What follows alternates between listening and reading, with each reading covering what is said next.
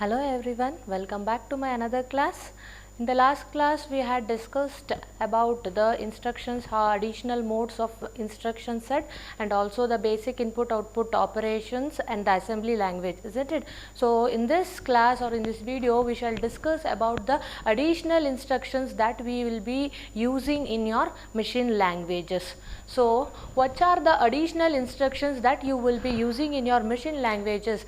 The very first instruction is logic instructions. As you already know, the logical operations can also be performed on your instruction set. Which might be the logical operations that can be performed is and, or, not. So in the previous sections you had discussed or you have already known that the instruction can perform the operations such as add, subtract, move, return. These are all the some of the operations that an instruction is going to perform. So likewise the instruction is also capable of implementing the logical operations also. For example, and operation, or operation, or not operation. So what might be the example that you are, how you can write an instruction to carry out an logical operation? Suppose as you were writing before, that is add r1 comma r2, likewise same as it is you can write it as the logic operation. Suppose not destination. It is understood that you need to perform the not operation to a destination operand. Fine. Again you can also write it as and r1 comma r2.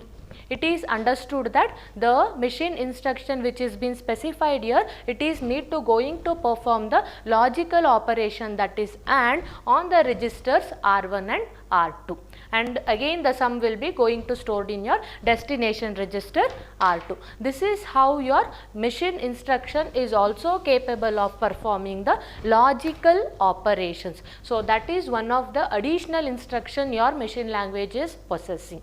Fine. So the next type of instruction which is also being used is shift instructions.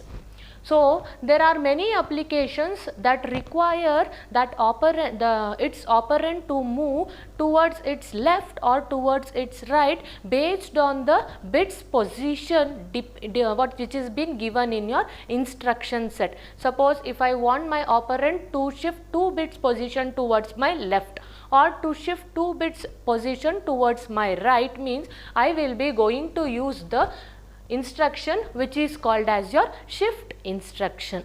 Again in your shift instructions there are two types of variations, that is the first variation is logical shift and the second variation is your arithmetic shift.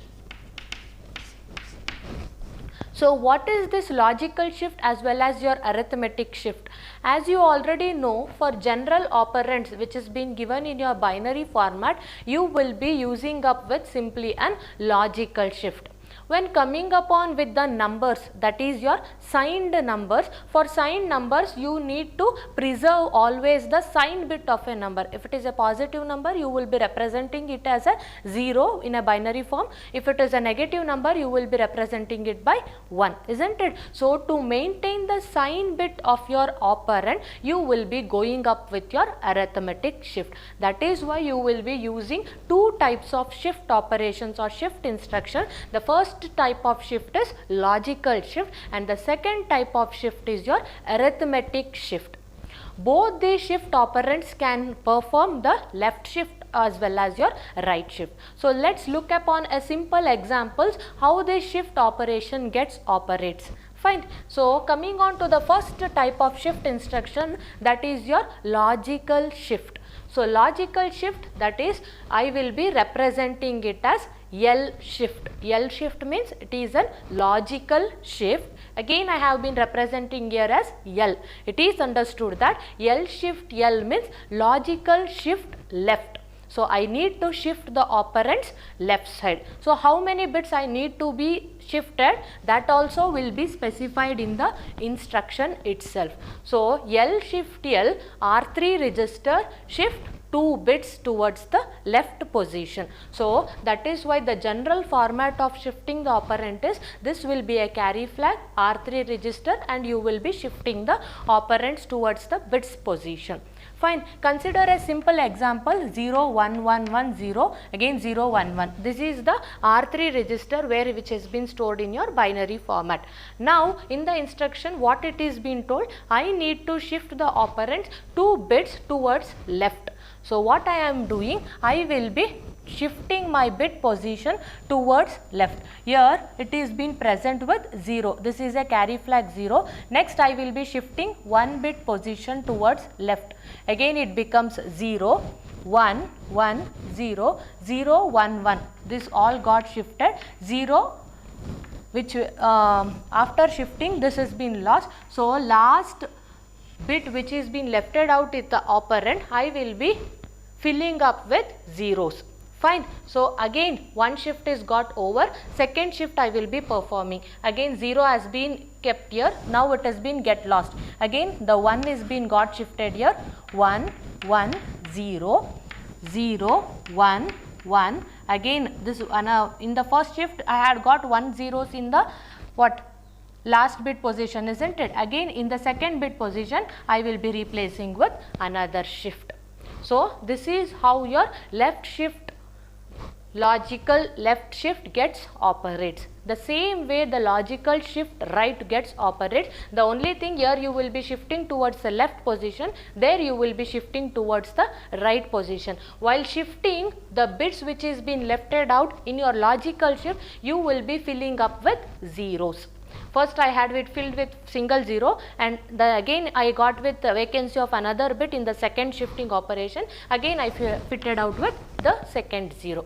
This is how your logical shift operation gets operates. So the next type of shift instruction, that is logical shift right. The same operation which you will be carrying towards left, you will be carrying out towards right. So the general format is shift the operands 2 bits position towards right. That is why it has been written as L shift R R3 hash 2. So I need to shift 2 bits position. So first shift I will be losing the operand 0. First carry flag will be fitted with 1. Again I shifted all the operand. In the second shift again 1 comes here, 0 and 0, 1, 1, 1, 0. This was first. In the first shift I got an empty bit position, so I filled with first 0. In the second shift I got another empty bit position, so again I filled with 2 zeros towards the left of my encoded mission instruction. Fine. This is how your logical shift left and logical shift right gets operates. Fine. In the logical operation, logical shift is being going to carry out for general operands that is being represented in your binary format. Fine. Why you will be going to move on to the arithmetic shift? The only difference is in your arithmetic shift the sign bit is being preserved. So always the sign bit is being represented by the MSB of your mid position, isn't it? So again the arithmetic shift left or arithmetic shift right can be operated. Left is you are shifting the bit position towards left, right means you are shifting the bit position towards right. The same operation gets operates in your arithmetic shift also. So now let us look at with a simple example. The general format is R3 and the carry out flag. Here I have been represented the arrow mark towards or back to this right, isn't it? After shifting my bits towards right, in this example I will be shifting 2 bits towards right. So I will be get 2 empty bits towards my leftmost position. So in the leftmost position in the logical shift, what I was doing, if the empty bits which has been lefted out, I will be filling up with zeros, isn't it? That was you will be carrying out in your logical shift. Whereas in your arithmetic shift, it is being preserved for the sign bit. So you will be filling up with the sign bit which is being specified in the instruction before. Here it is been represented with 1, the sign bit has been fitted or it has been filled with 1. So I will be maintaining the same sign bit to all the emptied bits which is been shifted out. Fine, understood. That is the only difference between your logical shift and your arithmetic shift. In your logical shift, the empty bits will be filled up with zeros. In your arithmetic shift, the empty bits will be filled up with the sign bit of a number. If the sign bit is 0, you will be filling the empty bits with zeros. If the sign bit is 1, you will be filling up the empty bits with 1. isn't it? Fine. This is the difference between your logical as well as your arithmetic shift. Again, coming on to this example, R3, I will be shifting 2-bit position towards the right. Why? Because arithmetic, A represents for arithmetic shift right 2-bit position. So this carry bit flag is been lost. 0, 1, again zeros, 1, 1, 0, 0, 1.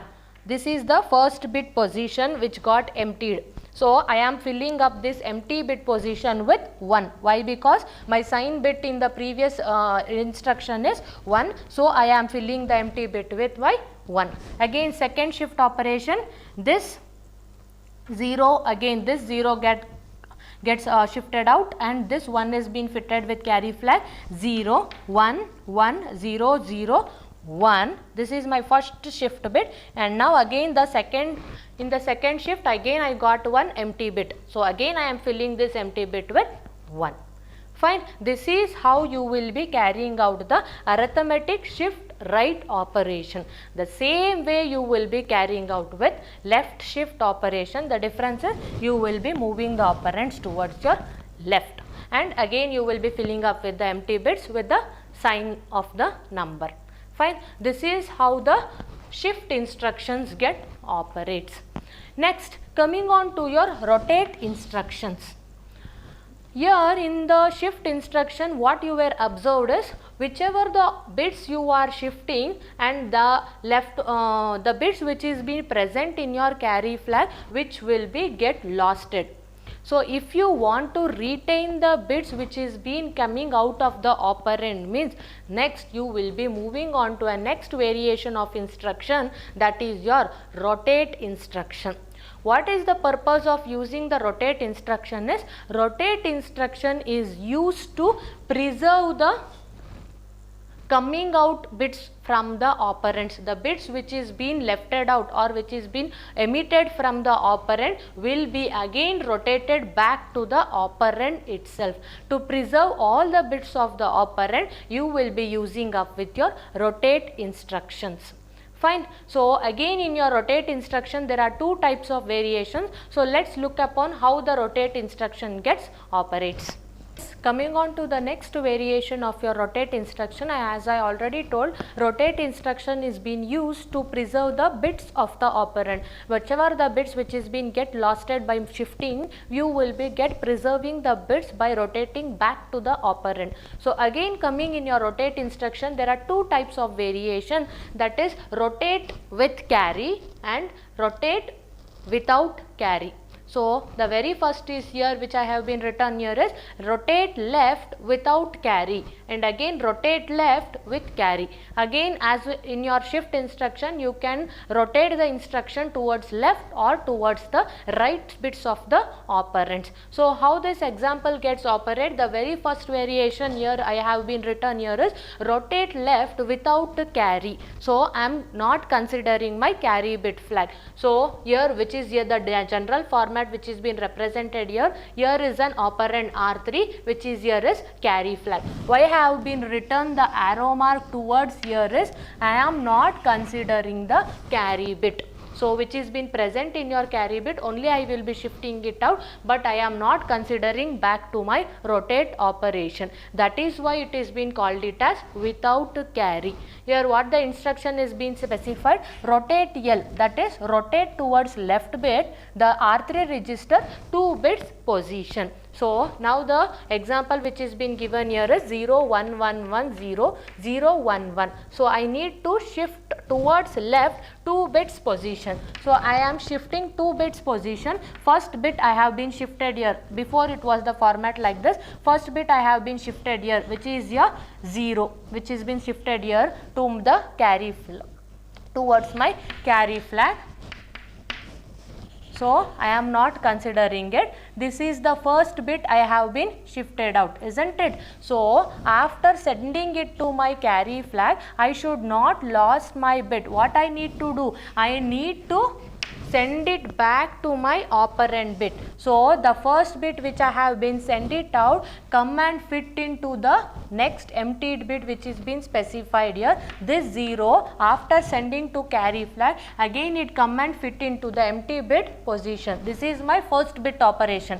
Again I need to shift out 2 bits, right? So I am performing the second bit position. So now this bit is been now shifting it out. Now this first bit is been comes to carry flag. After coming it out, this first bit is being fitted on to the empty bit that is been specified here. So now this 1 1 0 0 1 1 and 0 1 is being the shift instruction which is being specified here, that is here 0 1. This 0 come and fit in the first shift operation, first rotate operation, and second 1 bit come and fit into the second rotate operation. This is how you will be considering the rotate operation without considering the carry bit flag.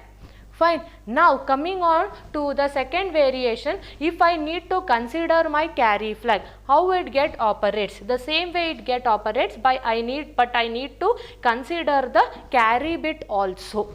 So here it was, before it was here 0 bit, this does not got rotated back to my operand. So hence it is been got wasted out or lost out. But now I need to consider the carry flag also. So that is why my general format is, I will be considering the carry flag also in the first bit position itself. If whatever the bit which is been present here, that will be rotated back to my operand. So again the same is being carried out. So rotate left carry, LC means I need to consider the carry bit also. So LC R3 #2. So I need to shift towards left considering the carry bit also 2 bits position.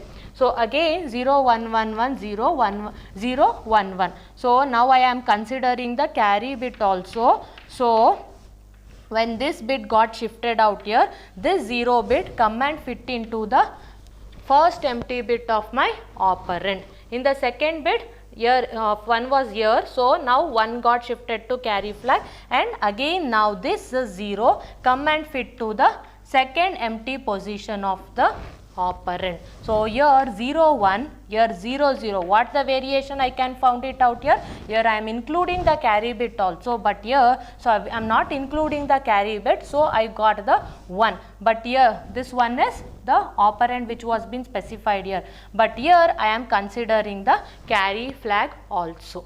That is the difference between the rotate left without carry, rotate left with carry. So if you need to specify with carry means you will be specifying it as LC. C means with carry. The same type will be carried out for right shifts also, sorry, right rotate also. Here you will be shifting all towards left, here you will be shifting all the bits towards your right position. So again the general format is R3C. It is without carry. Again with carry means again I need to consider the carry flag also. In this example I have been written as 0 1 1 0 0 1 1 0. So after shifting my bit position, 0 is been got lost, 1 is been got shifted here. After shifting, what? This 1 position come and fit into the empty bit position of your operand. Why? Because I need to rotate it. So again it came and rotate and fit this empty position. Now if you shift 1 bit means the last bit will gets emptied out, isn't it? So this 1 and come and fit into this position. Again in the next shift operation, why? Because I need to shift 2 times. So in the next shift 1 again this 1 will come and fit into here. This again carry flag will be losted. Now this 1 come and fit into the second empty position, that is in your operand. So this is without carry, and with carry means again the which you have performed in your left rotate also the same thing you will be performing with right rotate. So your general format will be changes as you will be including your carry bit. So you will be including your carry bit also. So now here this 0 bit will be come and fit into this position, and this will become as 1. Why? Because I am considering the carry flag also. So it becomes 0 and this becomes as 1. So you will be also representing the rotate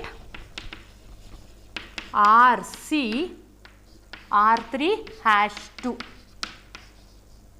Means RC means rotate right with carry. Here rotate R means only rotate towards right without considering the carry bit. Here rotate RC means I will be considering my carry bit and then I will be rotating my bits of the operands.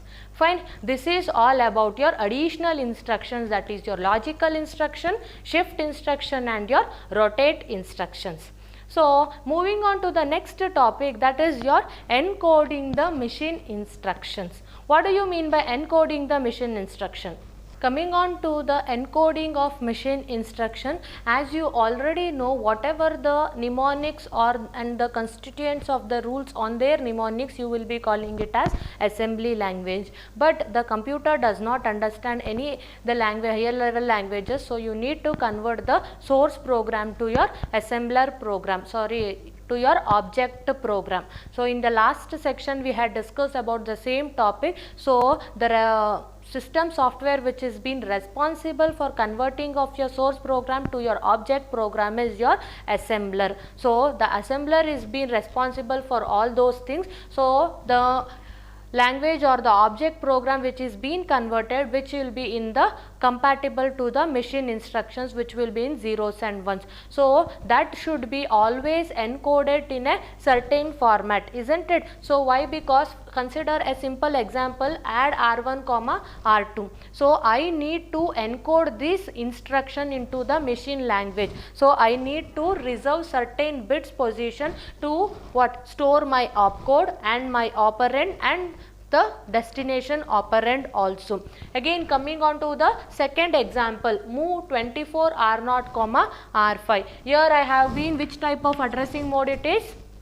If you are written with an enclosed with the bracket the register, it is understood it is an indirect addressing mode. But if I specify with a constant value, means it is an index addressing mode. So here I have been given with an in what indexed addressing mode. I need to save my the operand opcode operation, which is move, and also I need to store the registers R0 and R5, which is your source and destination registers, and also I need to store up my the offset or displacement value. These are all the things I need to get converted into my machine instruction to get compatible to execute my program. So before I need to convert my source program to object program, I am encoding those instructions into the machine instruction format. So there are general formats which will be specified, so that you need to fit all these instructions, that is the source program, into your machine language program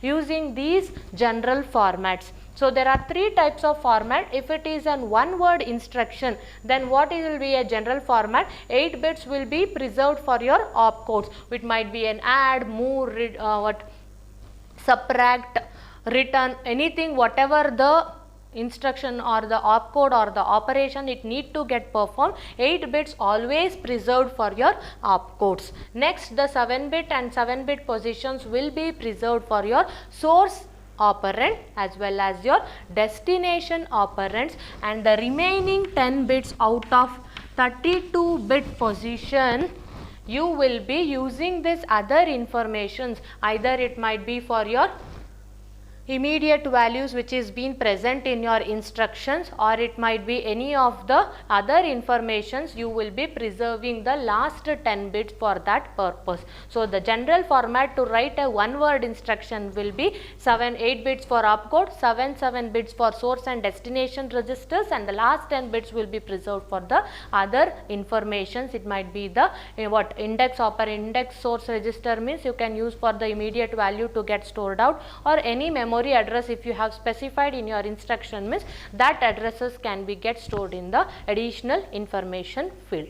Fine. Again, if you are using up with 2-word instruction set, means the same general format, whereas a slight changes in it. So opcode, source and destination, again 8, 7 and 10 bit is been preserved for these instructions. So 8-bit is being reserved for your opcode, source, destination and other information, and again if you are using a 2-word instruction means you can use the second word for your memory address mapping or the immediate operands if you have specified in your instructions. If you are going up with the complex instruction set of computers, you can use up with this 2-word instruction set format. Fine. And the last type is if you are using up with 3 operands in a single instruction. So again you can reserve the bits for opcode. R1 is for the first register, R2 second register and R3 is the third register, and finally the other informations you can carry out. Fine. Understood? This is how the general format of your machine instructions will be carrying out. So before converting or if before running up your program, you need to convert your source program to object program. So into converting your object programs, you will be following certain general formats to convert it into your binary opcodes, binary formats. So every bit is being preserved for opcode, source registers, destination registers, and also you will be having the additional bits preserved. Why? Because if any additional informations you need to get stored it out means you can make use of these other field or other information fields. Fine. This is all about your encoding machine instructions. Fine. Moving on to the next topic of this module. Yes, the last topic of this module is your subroutines. So what do you mean by a routine? So specific task is being given to you, so that routine will be applied many times in your program. Means instead of executing the same thing many times, you will be writing the task in a separate location and calling up that task again and again in your program will be called it as your subroutines. So that is why a routine which is being called in your main program, so that is your sub program. So that is why you will be calling it as subroutines. So subroutine is nothing but the given task which is been having the set of instructions which is being called by the calling program will be called it as the subroutines. So when the subroutine will be called it out, the program execution gets altered immediately and it will be shifting on to the memory location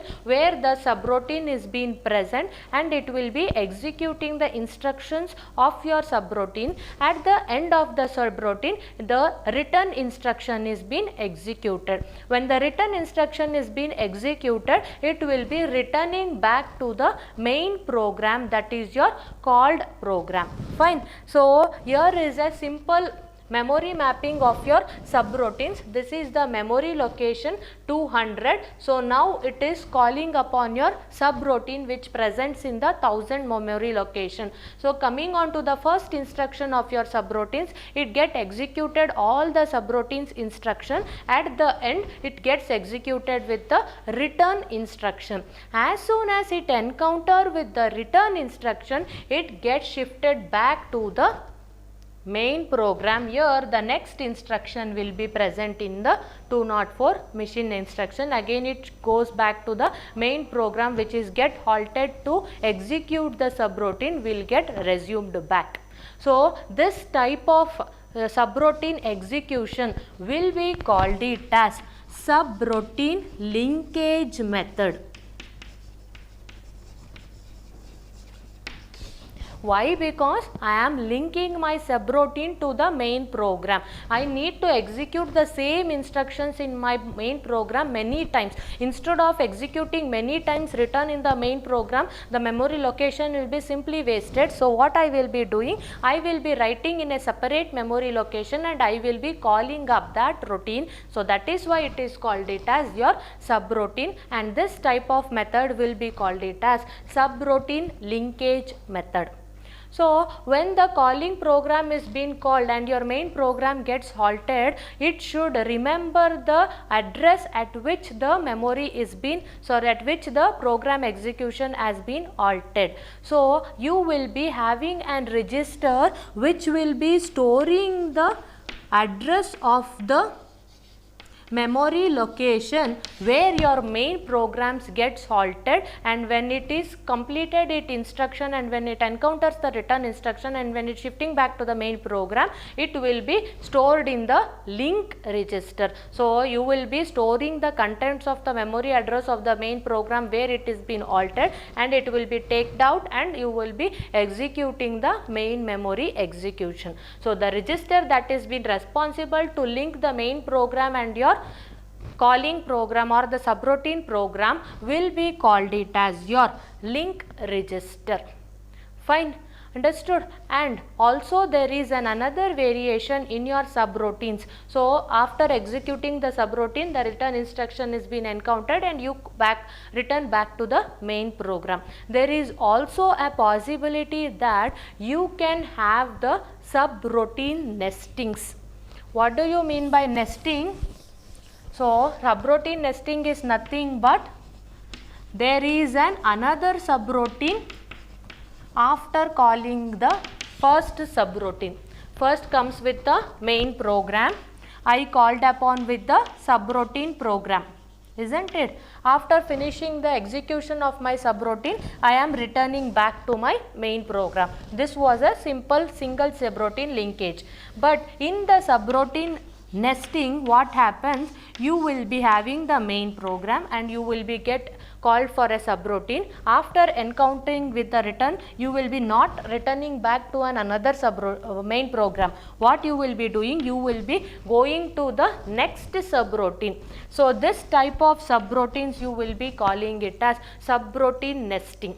So one thing you need to remember now here, in the link register what you were be storing? You were storing the address of the memory location where the main program gets halted. But now after executing the first subroutine, you are not returning back to the main program. You are moving on to the second subroutine. So now you need to save two memory locations, that is the first main program location and second subroutine program location. Why? Because you need to return back to your main program. So that is why you will be storing these memory addresses in the type of data structure called as stacks. Why? Because the last one address which is being stored will be the first one to return back, isn't it? So you will be using the LIFO order.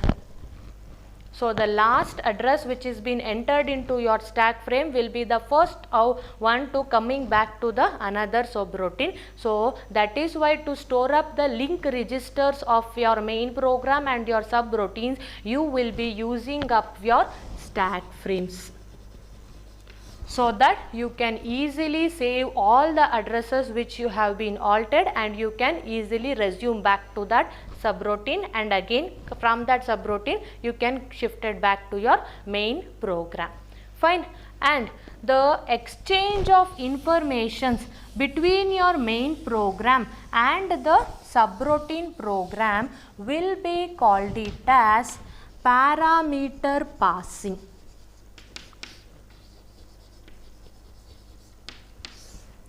So whatever the informations you are exchanging between your main program and your subroutine program will be called it as your parameter passing. And here is a simple example how the informations get exchanged between your calling and program and your subroutine program. The same example which we had discussed in your previous sections, that is your addition of n numbers is being carried out here. The calling program move n comma r1, that is the number of count is being stored in r1 registers, move hash num1 comma r2. The first element of the memory address will get stored out to your R2 registers and call list add. Here the subroutine name which I have been given here is your list add. Now the subroutine is being called it out and you will be coming back to your subroutine. You will be saving the address of the main program in your link register and the main program is altered and you are starting the execution of your subroutine, that is clear R0, add R2 plus comma R0, decrement R1. Why? Because I need to reach up with till 0 till my condition gets fails, branch 0 to loop return. As soon as I encounter with my return instruction, it is understood that I am completed with my subroutine program. I need to return back to the main program where I have been got halted, and I need to resume back it. So in the link register I will be saving my memory address of the main program halted addresses. Next I will be taking that address and I will be resuming my main program, and next I will be whatever the sum which I have been calculated here in R0 will be shifted on to another label called as sum. This is how your subroutine program gets operates. Fine. Instead of executing the same instruction many times, I will be keeping this instruction in a separate memory location and I will be executing the main program. Whenever I need that instructions to get executed, I will be calling the subroutine, and after that I will be returning back to my main program. This is all about your subroutines, and this ends up with your module 1. Fine. So we shall meet up with the next class. Thank you all.